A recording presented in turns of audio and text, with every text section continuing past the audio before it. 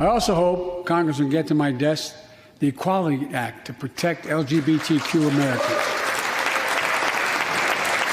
For all transgender Americans watching at home, especially young people, you're so brave. I want you to know your president has your back. It wasn't a big or a long section of the speech last night, but shout outs like that, positive affirmations like that from the most powerful person in the world, the President of the United States, can mean the world.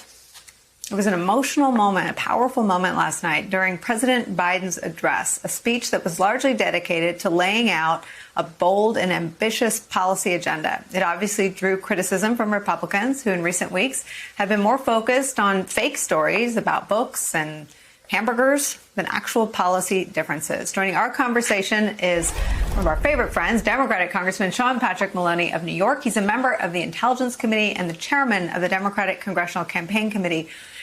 Were you surprised that this transformational policy agenda, these massive investments that just sort of change every American's experience with their government, are being met with stories that even Fox News has to recant and admit are not even real about hamburgers and books? Well, I don't know what to tell you. I mean, even the Republican lies were getting dumber, right? I mean, they used to lie about climate change. At least it was something important. Now they lie about hamburgers. I mean, what are we doing? The president's talking about jobs and good health care. He's talking about good government and more importantly, delivering. There right now are 160 million Americans who've received $250 billion in direct assistance. We're talking about child care. We're talking about lowering people's health care premiums. I mean, kitchen table issues for moms and dads out there. The infrastructure plan, 90% of the jobs. You don't need a college degree. These are the real issues facing American families. So as the political guy right now at the DCCC, I'm pretty happy we're delivering and they're trying to divide, right? We're gonna fix, they're gonna fight. Yeah. And come election time, I'm happy with that comparison. Well, I keep waiting for them to have their meeting and organize themselves. I kind of wake up every day and I make my calls and I wonder what is behind the obvious flailing. And I wonder if it's the popularity of the proposals. I mean, President Biden has been very strategic in spending almost more time and energy making sure that the packages and the plans are even more popular than he is as president. Do you think they're boxed out of the policy debates, or do you think they're disinterested in them? I think the Republican Party has run out of ideas, and they have no interest in governing. And they have this idea that being in the opposition is about attacking the other side and getting back to power instead of competing with ideas. And so I think this has been coming for a long time, Nicole. I think this party some time ago set a course towards destruction when it gave up on governing and it started to tear down the whole idea and got interested only in power. And we see them relying on racist voting laws in the South or voter suppression efforts or gerrymandering to try to stitch together a majority, even though they lost the last election in the House by almost 5 million votes. And so they're trying to kind of trick their way back to power, but they don't have a reason. They forgot a plan. They forgot what's in their heart about what they're going to do when they get in office. And so I think that what you're seeing is the death of a party that has chosen a path that is about nothing, and they have nothing left to talk about. And they've been able through gridlock to lower people's confidence in the ability of any of us in government to do anything. But here you have a president with new Democratic majorities who is delivering for the American people. And against that contrast, they look pretty silly. I want to ask you about the search warrants executed on Rudy Giuliani's home and offices, as well as the home of Victoria Toensing. And I want to ask you if there were questions you had after the first impeachment and in your role in the intelligence community that could be answered or could at least have some intersections with a criminal investigation to whether Rudy Giuliani violated FARA rules, whether he was unregistered as a foreign agent. I think the best thing I can say about this is nothing. I'm going to take the president's lead on it and let the professionals at the Justice Department, free from political influence, do their work, because that's the best thing we can do for America in this context, is make sure that nobody in politics is touching anybody in law enforcement or at the Justice Department. Obviously, after the Intelligence Committee hearings, there were so many questions raised about the role of the president, his advisors, obviously people like Rudy Giuliani. And I can tell you many of us are heartened that it's getting a good hard look. And if there was wrongdoing, there should be accountability. But other than that, I'm going to leave it to the Justice Department, which right now, thank God, is in the hands of independent professionals.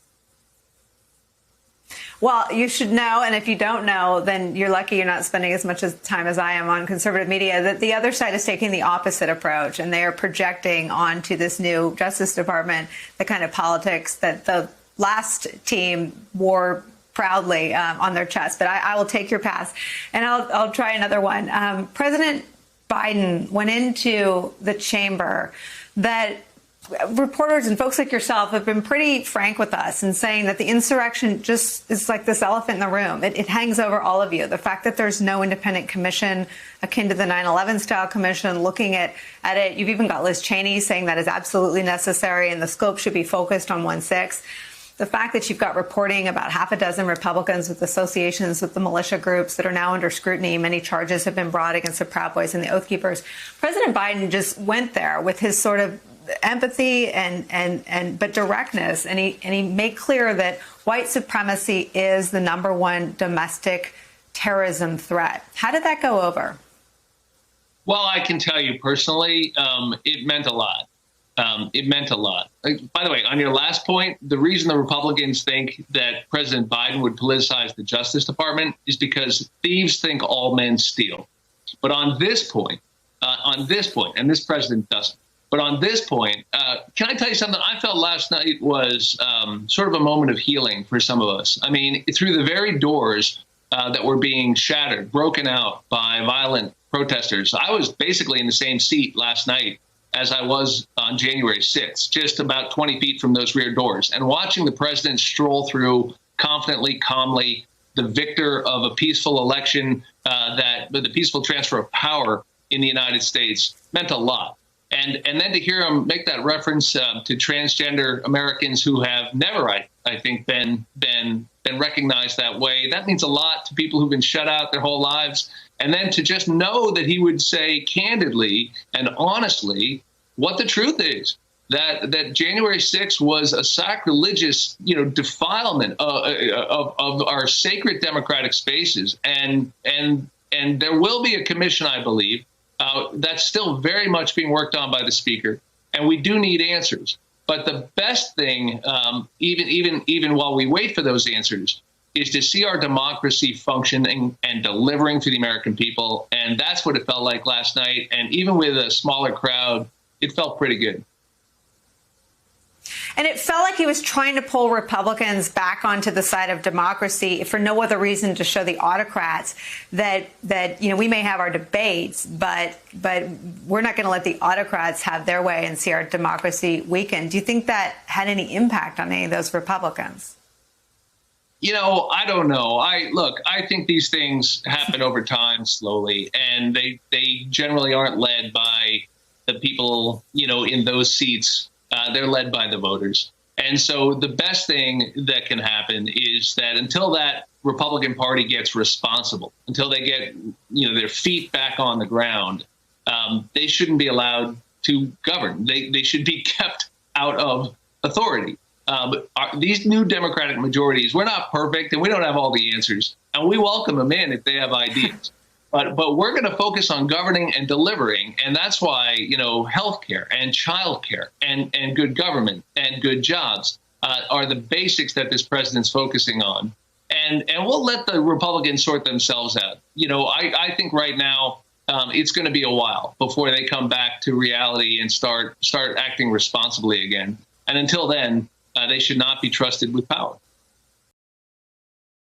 Hey, thanks for watching our YouTube channel. You should know that you can follow today's top stories and breaking news and catch up on your favorite MSNBC shows all in one place.